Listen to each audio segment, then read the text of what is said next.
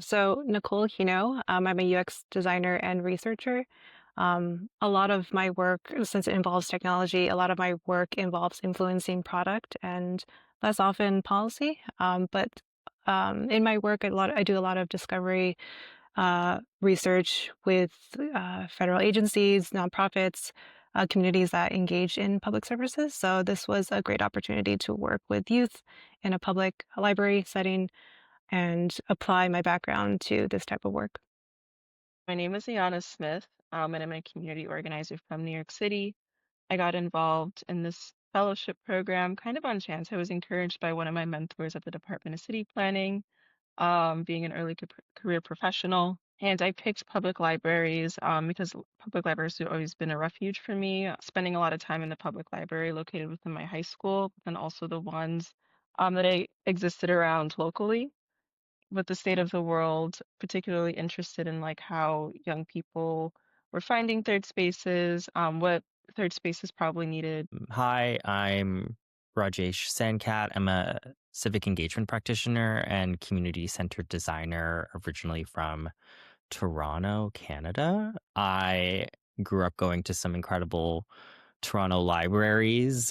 What resonated the topic of libraries for me was the idea that as a young child, as a young queer person, it was probably one of the spaces I felt I could fully be free and fully experience freedom in myself. And I was curious about just exploring like how to not just advocate for more of that within our currently library infrastructure, but how we can also like use this as a jumping off point for more spaces for teens and young adults to experience just that. It doesn't have to just be libraries. My name is Danelle Wedderburn, and I have a background as a writer and a sound designer. And I think I was really used to building worlds sonically and with not just words, but with sounds and with image. And I think that I was really intrigued by this project because instead of archiving something that has been done or creating a world like with media or multimedia, I was actually interested in moving from things that were more virtual to the physical realm. And I thought that it would be really amazing to think about world building within architecture and urban planning. And I also have always just really felt safe within libraries. And that's really where my interest in world building began. It's through literature, it's through books. I discovered architecture in the library, and it just felt like more of a return to me. And I ended up studying landscape architecture after the project at RISD. So it was definitely transformative for me. My name is Yana Smith, and I'm a community organizer specializing in creative placekeeping. I was drawn to public libraries because I was born and raised in New York City, and public libraries have always been a refuge for me. So I was really interested in organizing around them through this project, given the budget cuts, but then also being a young adult, and seeing the decline in third spaces. You guys all participated in this program that ended up building this foundation, this framework for teen-led libraries. Somebody tell me how this started. All right. So this project was born out of the second phase of our fellowship program with the Urban Design Forum. Our year theme was Free to Grow. We all came together through the Urban Design Forum's Forefront Fellows program, and the topic of our fellowship for the year was around youth centered placemaking and policy and design.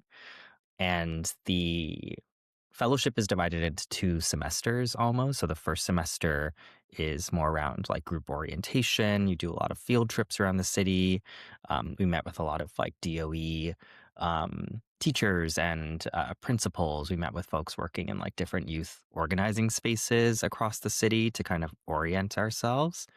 And then as you head into the second phase, you do this sort of kind of brainstorm dump with the fellows where everyone just shares a bit around like types of topics or experiments they would want to further explore through the second phase. And I think I don't know who it was here that maybe had the first. Was it Ayana that had the idea around libraries? Yeah, so I can jump into that. So I was personally motivated by, just growing up in New York City. I went to New York City public schools. Part of being a public school student, we did a lot of field trips to our local libraries, in addition to having libraries in our schools. Being the youngest person in the cohort, I was in like my early 20s at the time, and just experienced like, the post-COVID transition into young adulthood. Being a teenager during the pandemic, I was particularly motivated because libraries had always been a safe space for me and a space where me and my friends could convene. So I think seeing the rapid decline in third spaces for teenagers and then young adults, in addition to like the budget cuts when it came to library and doing my own reading and research around it, I really enjoyed Clinton-Berg's book, Palaces for People. I was really inspired to think about, the ways in which we're using spaces like public libraries because I do think, at their core, they're the most accessible form of civic infrastructure. And as much as like they work for like young people like me, there are definitely ways that they could have been more beneficial or designed to be more supportive for the needs.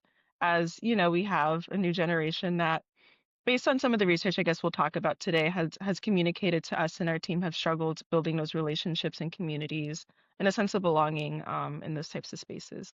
Maybe I'd want to spend a little time also just talking about what was happening politically, I think, because I think that's what helped us narrow our focus to libraries. I think it was twofold. I think it's one, looking at existing infrastructure that we all know and love and know how to use and have sort of an already built investment within communities as like something that, okay, how can we build on what is already here? But I think in that year, right before our team came together, there were some pretty heavy citywide budget cuts under the previous mayoral administration, which eliminated Sunday service, and it was this really huge loss of service that I think resonated across like every borough in the city. I think it opened up this kind of important conversation around not just libraries, but how are we investing in spaces that are meant to provide knowledge, but also healing and community gathering spaces as well. And I think we wanted to almost like challenge the logic of disinvestment that we were in real time, I think, observing and seeing this as, you know, if libraries themselves are viewed as dispensable, what does that say about how cities, value young people and the other people that use this incredible, important public infrastructure? And so I think that just gave us something tangible to also work with. When you're working in a space, you want something to kind of meet the moment. And I think that really felt like the obvious choice for many of us because, yeah, I mean, they're libraries. They're amazing. We want to keep them around. Tell me again, you said what the theme of the cohort was.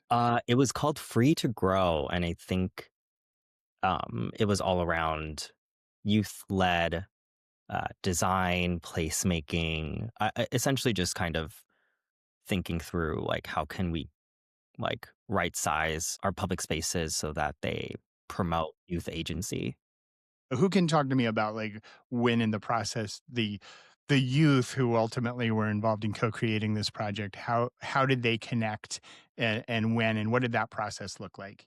I'd say that our interaction and collaboration and relationships with youth were also connected to the work that we are interested and we're also doing outside of the Forefront Fellowship. So Claudia, who's not here, is an educator with the Highline, and we engaged in multiple boroughs, but our pre-existing relationships with organizations outside of Forefront and UDF helped build those connections as well in a way.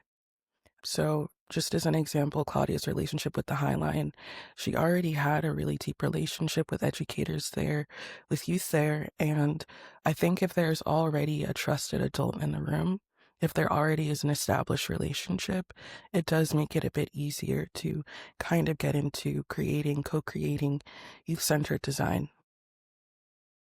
Right. One of our group members, Claudia Deshawn, already had a working relationship with the Highline and really spearheaded our connection with the youth that she was already involved with there. And for additional context, I think that the High Line is located in Manhattan, and that was one of our first iterations of our workshop and our public programming, and I think we'll get into it later, our particular interest in arts programming within libraries, but that was one of our first versions of our curriculum, and our workshops happened in Manhattan before we eventually returned to Brooklyn to do more work. I think the desire for trust came through a lot of our team's early um, sessions where we really wanted to set out an intentional research and engagement process that wasn't extractive. Because I think we recognized that we're going to be working with young people, some of which we may know, some of which we won't. And so how do we design for a process that leaves them feeling as empowered as kind of and informed as we do as we move through the process? And then also I think just to kind of set the frame, like it was a 6-month timeline that we also had to work within. Yeah, I think again in the spirit of working with what we know, we were able to leverage like the existing relationships that we ourselves brought to the team at first as like a first stab at kind of like exploring this topic. And so I think we look at the idea of trust building or tapping into trust networks as something that really set us up for success once we started to move into that way versus just putting out a flyer and saying, hey, we're looking for 20 teens to join us to kind of co-design this youth-led library of the future. I think going to our colleagues, Claudia's organization, the Highline, where there's a really incredible rapport and relationship built with teens from across the city that are already part of this skills building leadership program. I think it just unlocked richer insights because it's we're not strangers to them. We have a warm introduction, so to speak. And I think it just helps move the process further along, which I think when you're already working on a tight timeline is like something we would never want to take for granted.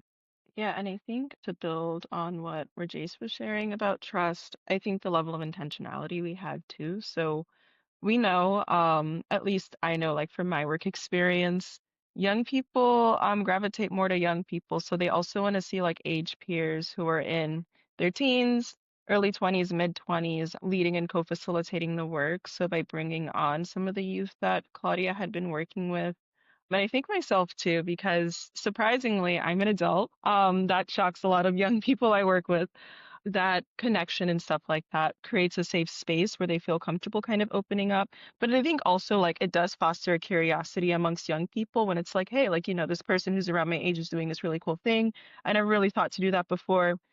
They kind of like get a level of excitement and a level of investment in the project. I also think that what you're talking about kind of brings me into this idea, like, of collaboration with youth. Like, we are not full-time educators and they're not in a classroom.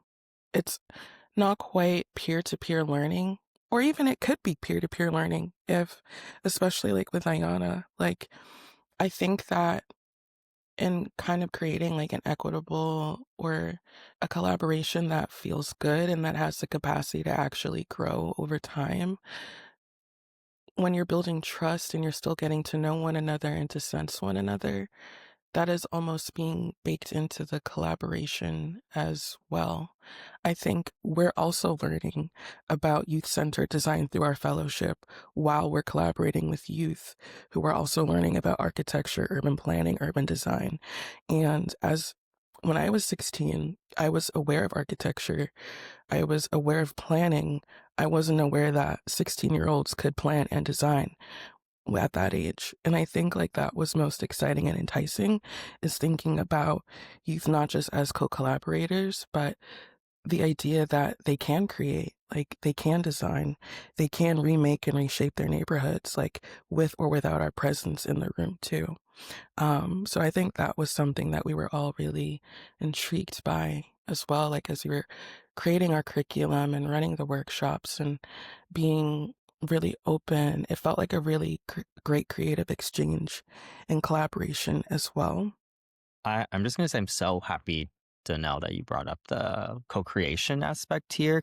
I think some of us have been involved in youth engagement, either like through different consultative models or different engagement frameworks. But I think for me, who's been in this space for a few years now, the question is always more like, how do we manage teens as part of this like engagement process versus the much tougher question to put into practice, which is how do we uh, design with them and also take a step back as practitioners and let them take the driver's seat. Trying to see that autonomy and agency is much harder than, I think just asking them what they would want to see in a library, for example. And so I think that's where we faced some tension as a team, I think, as we were going through it, because it was something we really wrestled with and I think tried to avoid as our methods and modalities evolved, which I think is kind of like queued up the zine making, to be honest. I want to hear about like the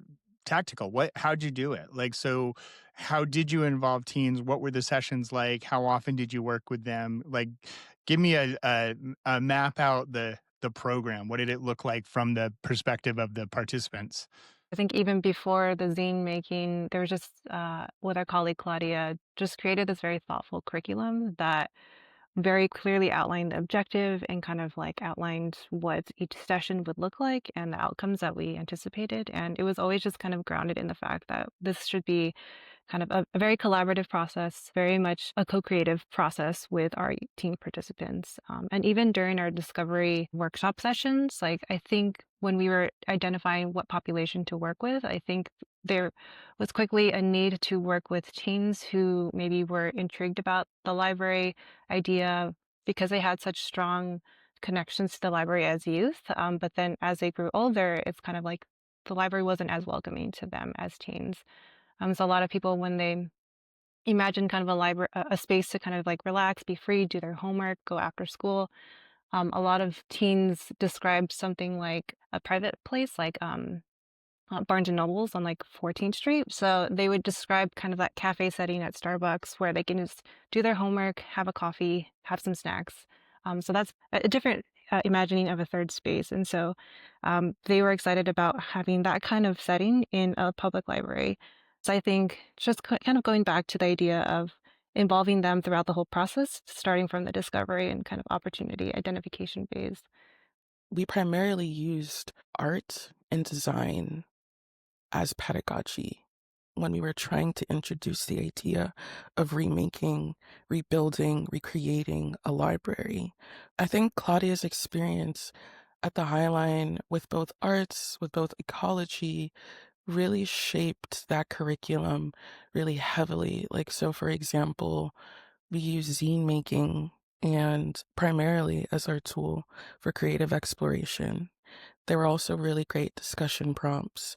I think, especially at our Free Black Women's Library workshops, like you created these really amazing budgeting exercises. And I think both Nicole and Ayana can really speak well, especially when Rajesh is talking about the context of the Adams administration and all of those budget cuts that were happening in the library.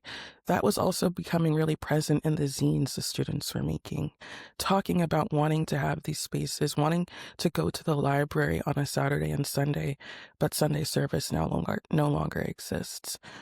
And I think that I was more heavy-handed in shaping the curriculum and workshops we ran at the Free Black Women's Library. And Claudia was more heavy-handed in running the curriculum that we did at the Highline. And my curriculum was pretty focused. Like, they happened during different stages of our project. The Highline, I would say, was like our first iteration, was like our prototype. And some of the students from the Highline came to the Free Black Women's Library after we just had reconnected as a team, had a more focused why, what, how, when, and really came into that neighborhood-centered approach and decided to continue our work in Bed-Stuy in particular. Our method was using kind of art making as a participatory research method, and we found that we could have used other research methods like focus groups or one-on-one interviews, but we felt like having this art making research method really allowed teens to just have less judgment on themselves and just be very kind of introspective and just creative in creating their zines and images of a teen. centered library. And so we used magazines where they kind of clipped out pages to create visions of what that would look like. And to help prompt that, we had questions such as how would your library of the future look like, feel like, smell like, or sound like? We asked them to imagine what services or events it would have for both teens and for families. So we had that intergenerational aspect. And then we also just asked them to think more deeply about the collections or the types of resources that their ideal library would have. So, kind of centered around those prompts, we provided those magazines, different pieces of tangible materials for them to kind of create their visions of what that would look like for them. Do you want to tell me the story of Ren? A few different library systems here have teen librarian programs, and through some of our Highline workshops, we met a teen librarian named Ren. It was a small relationship, but I think it really had a big impact on our work because we brought them on as a bit of a youth advisor. They work in these spaces. They know the audience and core demographic that we were trying to engage, and so we brought them on, not just from sort of that the origin of us meeting them, but we invited them to future workshops and also invited them on as a co-facilitator. I think having them be sort of more meaningfully involved in the engagement as it moved forward was really helpful. And then I think he also reviewed our curriculum to just make sure that the workshops that we were proposing reflected teen preferences and teen needs, and also emphasized important issues that were coming up for him in his world. I think like issues like book banning were something that he had recognized was a core frame that we should explore more, and teens and young people were looking for resources in that space. It's like one person, but I think given the closeness that grew over time with him, particularly him and Claudia working closer together, I think it was very helpful to just, again, I think goes back to that idea that we're not trying to be extractive here, and ideally, offer this also as a big opportunity for someone like Ren to be a part of our project. A random aside that I would add to the why libraries question as well. When you bring up Ren and bringing up book banning in particular, and just our fellowship year really thinking about youth autonomy and independence, I think the library is like one of the few places where you can actually experience that, where you are able to walk in and you can sit down and you can find books on topics that you may not be allowed to discuss or ask at home. I think like you do build a really intimate relationship with a local librarian, and just thinking about the development stage of adolescence, like those teen years are just incredibly important for your self-actualization and development in terms of your sexuality, your gender, your politics, like just thinking about your history, your neighborhood, like your family. I think that's also another reason why we're so attracted to the library as an institution, not just in a neighborhood, but as like an institution in your personal development and intellectual like inquiry and freedom. And I did bring up this earlier, like we are not full-time educators, I think outside of Claudia, and just thinking about our workshop curriculum as a complement to a public school curriculum as well is something that we were like thinking a lot about in terms of how we structured it, and why we were also really attracted to arts education and zine making. Every single school doesn't have a robust arts department. Every single student doesn't always get the access to materials, supplies, like, so when you have students sculpting in a library, thinking about how to sculpt a library, thinking about how to collage a library, thinking about how long that library has been there, how it has served them and how it no longer serves them. Like, these are all things that we were kind of beginning to explore with our curriculum as well. So just tell me a little bit, when you're talking about the Highline, what are we talking about? Like in terms of the arts program, what does that look like? So what I remember is one of the concerns and the constraints with working with the youth in the Highline was that they were all coming from different neighborhoods. So not only did they have different levels of engagement with their public libraries, like recognizing different neighborhood experiences, it might make some of the recommendations a little difficult to tailor to specific neighborhoods, and then understanding the different challenges and constraints presented across different neighborhoods, or well, the different issues that local residents might be experiencing in different neighborhoods in New York City. For the second phase of the project, we really wanted to narrow in on a particular neighborhood. So I know Donnell was particularly passionate about independent archives. I live in Bed-Stuy, so I was like, I'm very familiar with the Free Black Women's Library. And one of the calls, she was also like, she's very familiar with that one too. So I think it was one day I was attending one of their workshops and I just floated the idea to Ola, like, hey, we're doing this project. Would this be something that we're able to facilitate in the space? She said, yeah, she'd love to learn more. So from there, Donnell took the lead on coordinating our workshop series there.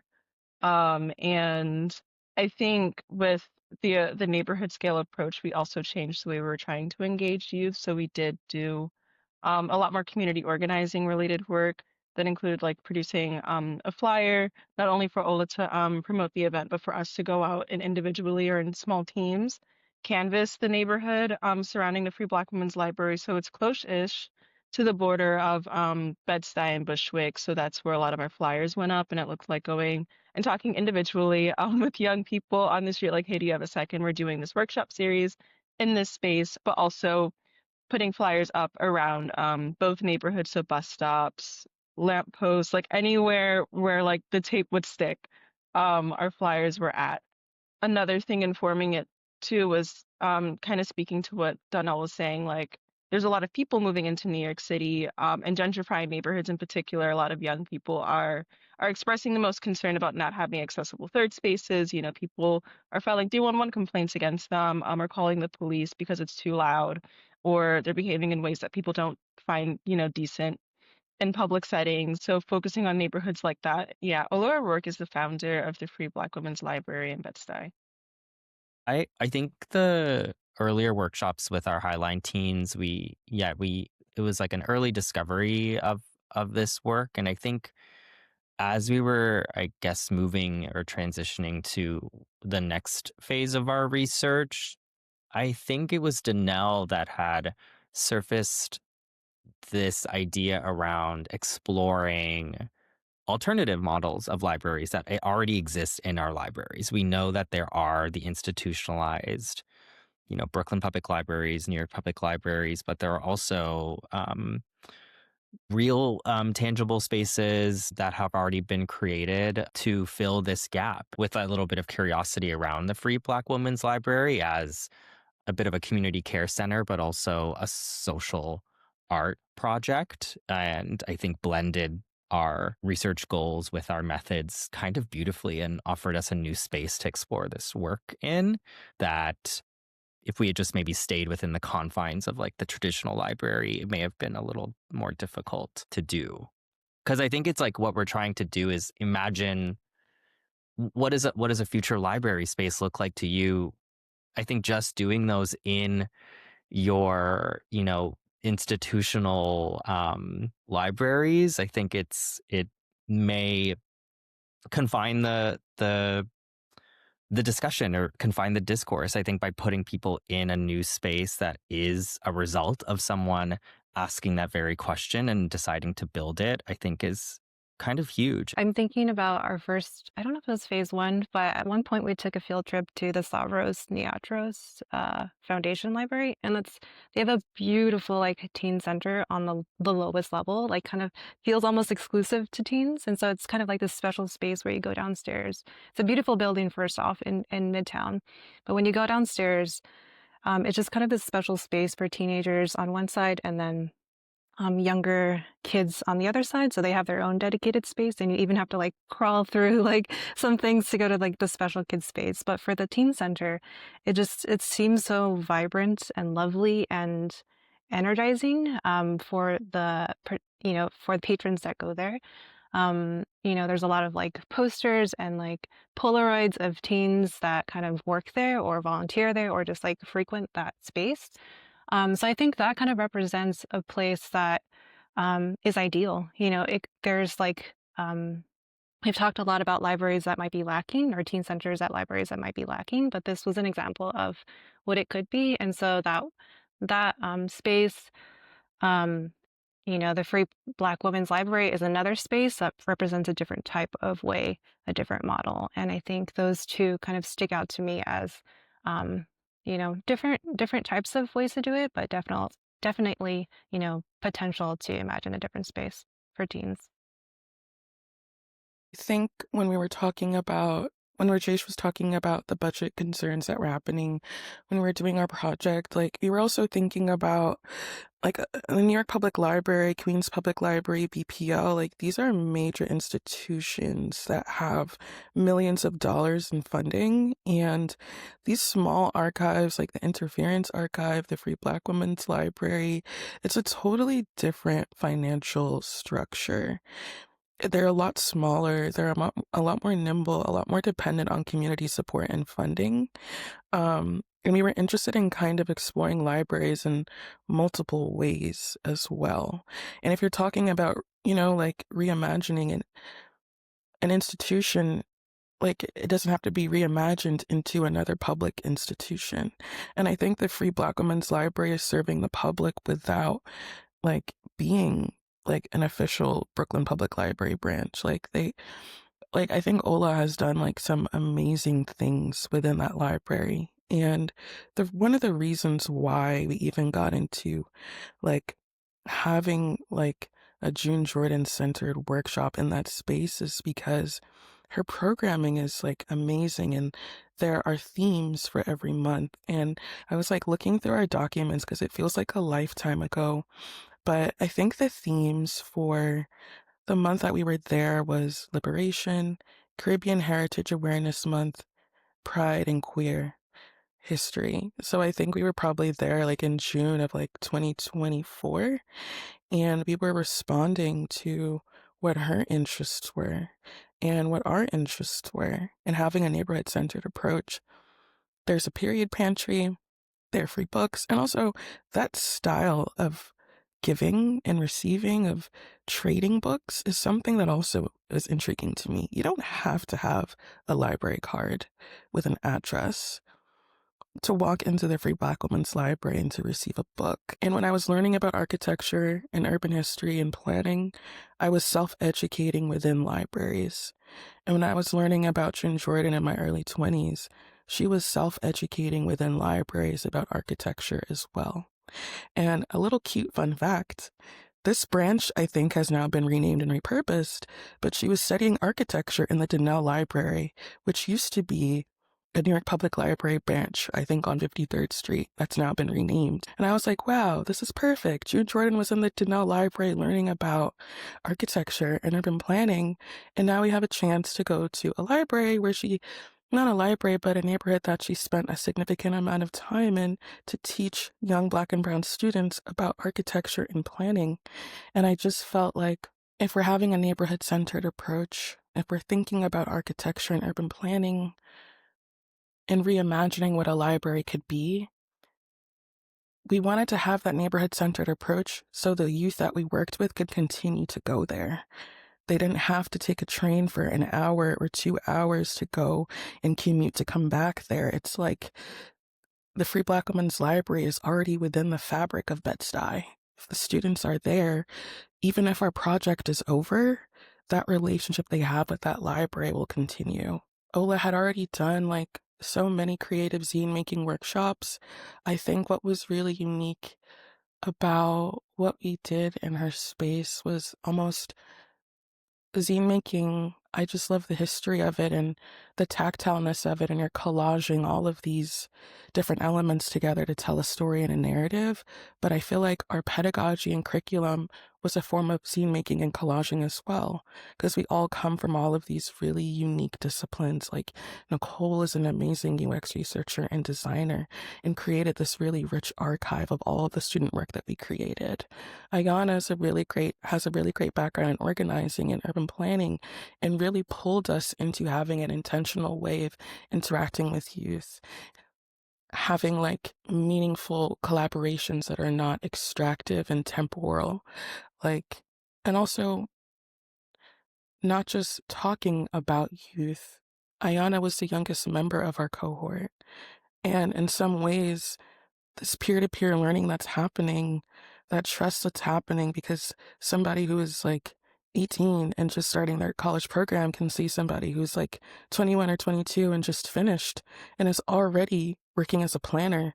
So in some ways, it's like these things are not impossible. Like Rajesh has like a really great background, like in planning and public policy, and does a lot of community engagement work and was like the zest in our group in terms of like having that fire and having that energy and like having that warmth and really knowing how to do community engagement in a meaningful way because it's done, but it's not always done in a meaningful way. And I think Claudia really helped like with our curriculum building and writing because they just have like such rich experience within the institution of the High Line and outside of it.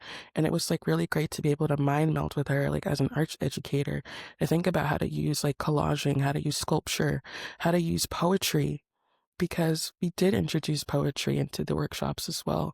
And in particular, June Jordan's poetry. And also as an aside, like if Rajesh is talking about like all of the budget cuts were happening, there's also a lot of organizing happening related to Palestine at the time, and we were able to bring her poetry in and that historical context of censorship and book banning and what happens when you speak about Palestine and what happened. You can look at June Jordan's work in her life and understand that. So I think like it was a really great place and way to actually speak openly and to speak freely about like what was happening around us in a really meaningful, open way.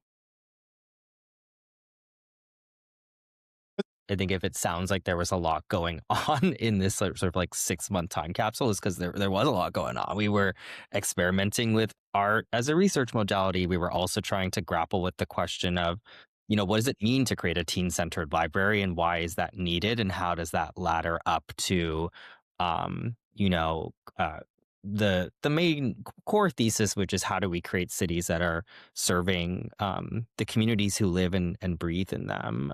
I think the emerging finding there for me at least was that when communities experience rupture or periods of instability, it's community-led solutions that will create the most durable form of repair. And I think the Free Black Women's Library is a great example of that.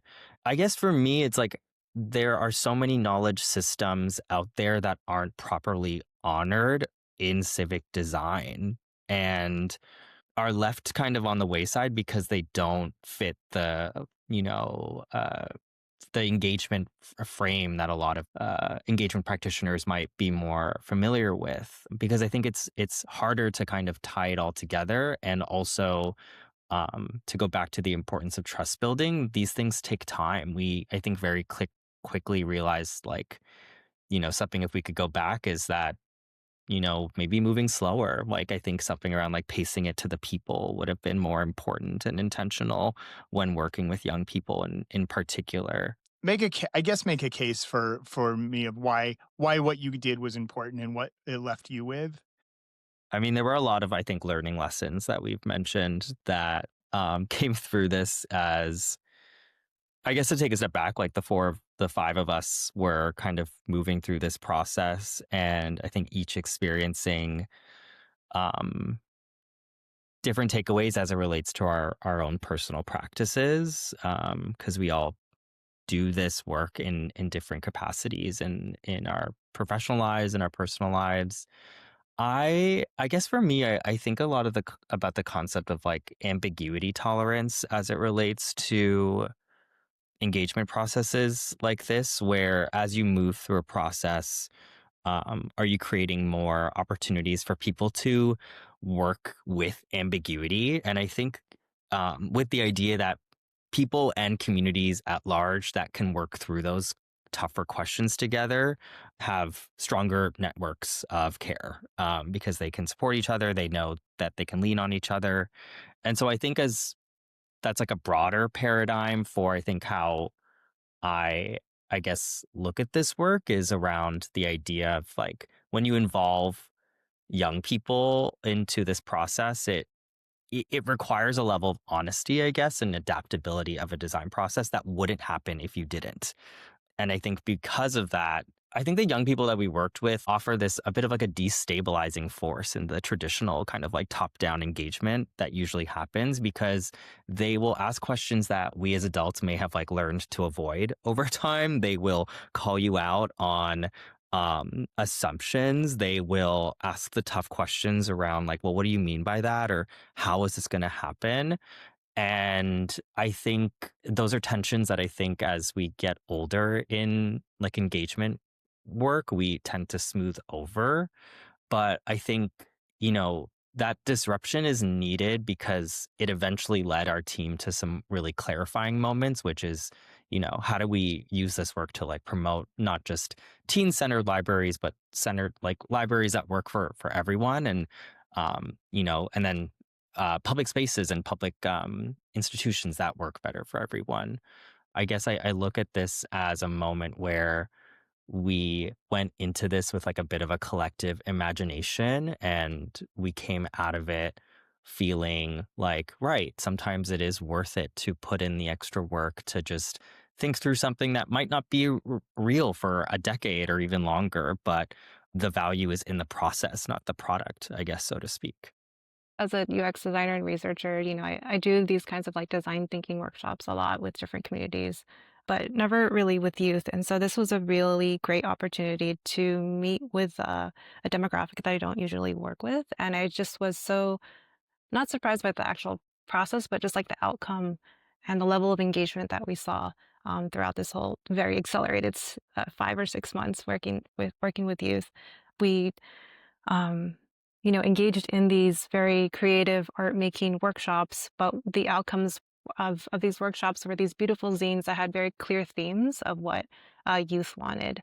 So things like desiring libraries with biophilic design, having plants, natural light, outdoor spaces kind of integrated into library spaces, wanting kind of quiet and loud zones to cater to different types of personalities and needs and interests for youth, kind of flexible areas for being creative, socializing, resting, and then thinking a lot about opportunities for team-led programming and curation. And so I think looking at these themes, a lot of them were reflecting what teens wanted, but a lot of folks also kind of spoke about it in terms of benefiting everyone, beyond teens, like how can younger kids, their younger siblings enjoy these kinds of spaces as well.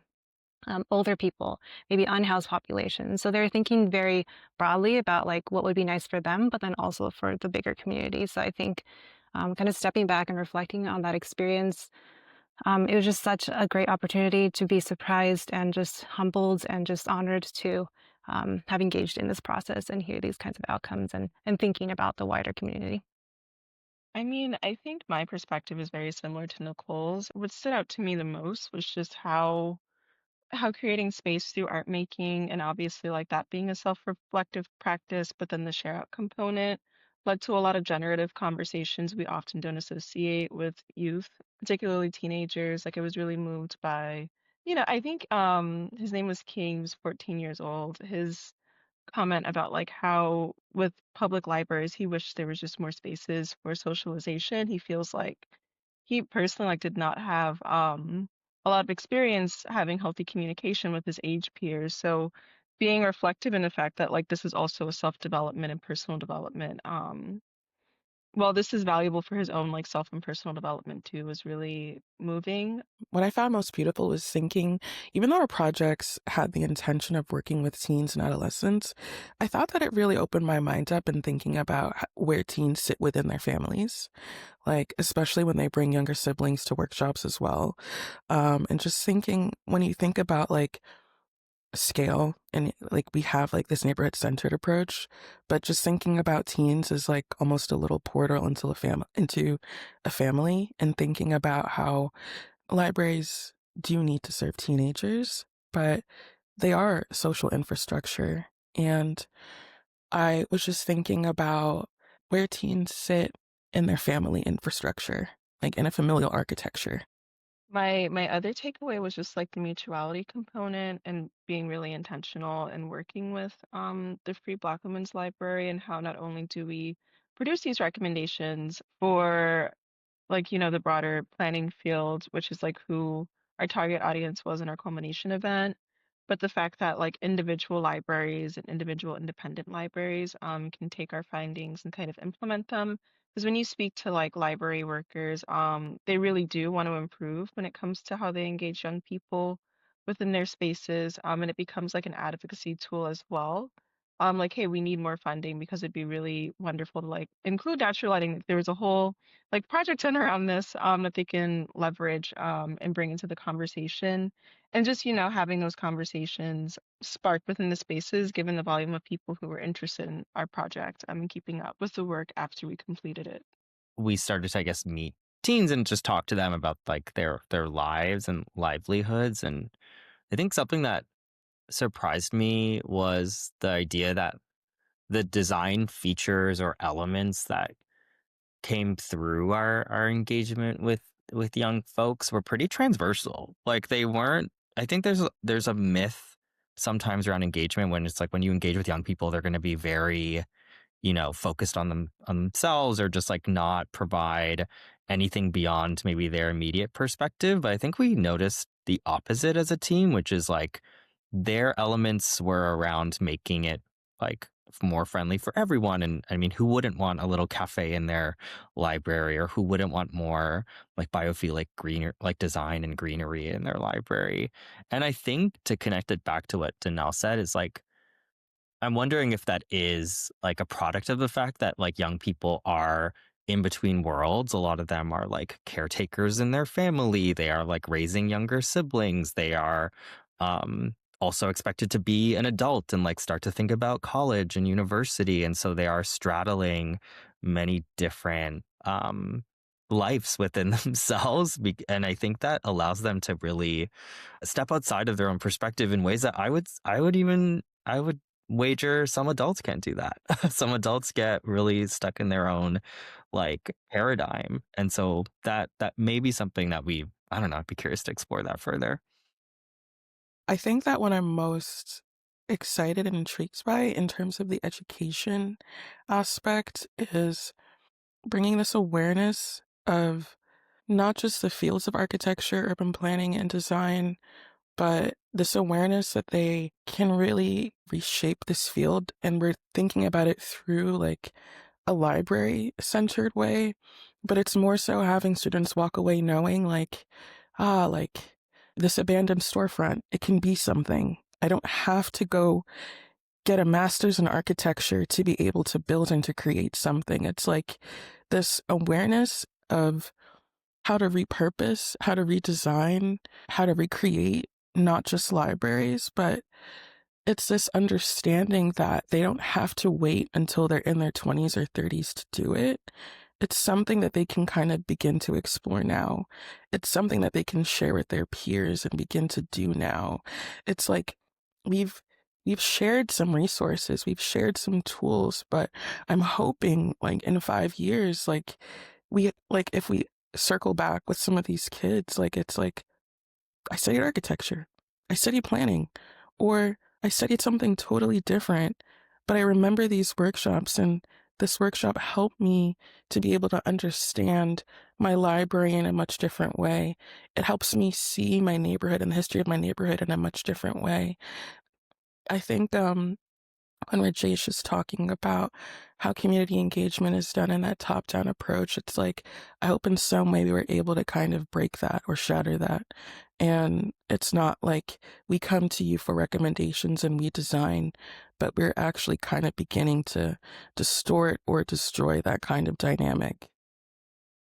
I actually never really thought about it in this way, but what you just mentioned, Donnell, kind of makes me look at the zine archive as one of the starting points of creating their own little library. They essentially created a library of zines that's an open source kind of digital format, but it's a kind of a summarization of these of teens' perspectives and their visions for what is important to them in a library space. So, kind of in a way, in a digital way, they're starting that process already. And I think what was nice about kind of presenting our work after the fellowship was the fact that people were coming up to us saying like, oh, the zine archive is really great, but just kind of the general process of engaging different populations through this art making process, very much in a research participatory way, is very transformative and could be applied in different settings, to kind of get at the core of what people might want and kind of honor their perspectives by kind of summarizing in a way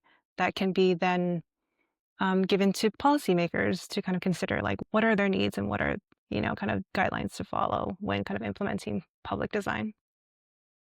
I think my final thought related to what I was just saying is having young people critique and like have their criticisms and their notes be taken really seriously.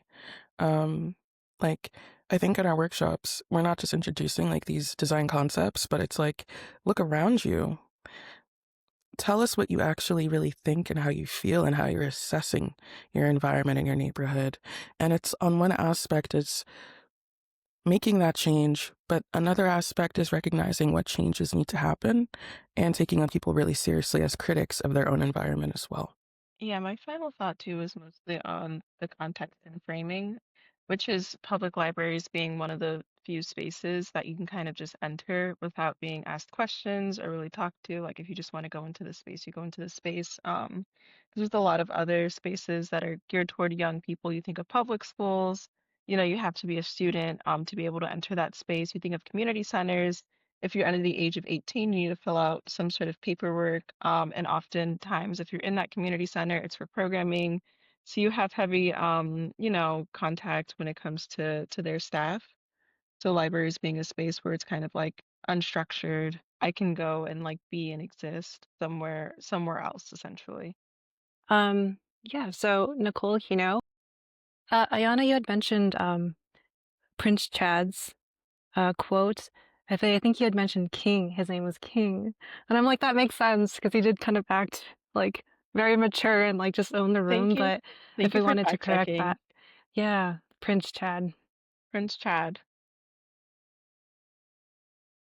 Yeah, I just want to say thank you for, I think our fellowship moved really fast just to kind of talk like openly. And so we never really had a chance to do a reflection exercise like this has granted us. Yeah, thank you. This has been really, I think, nice for our team to also do together with you. And I know we're still processing next steps for the project, but I think this has been really insightful to help guide us there.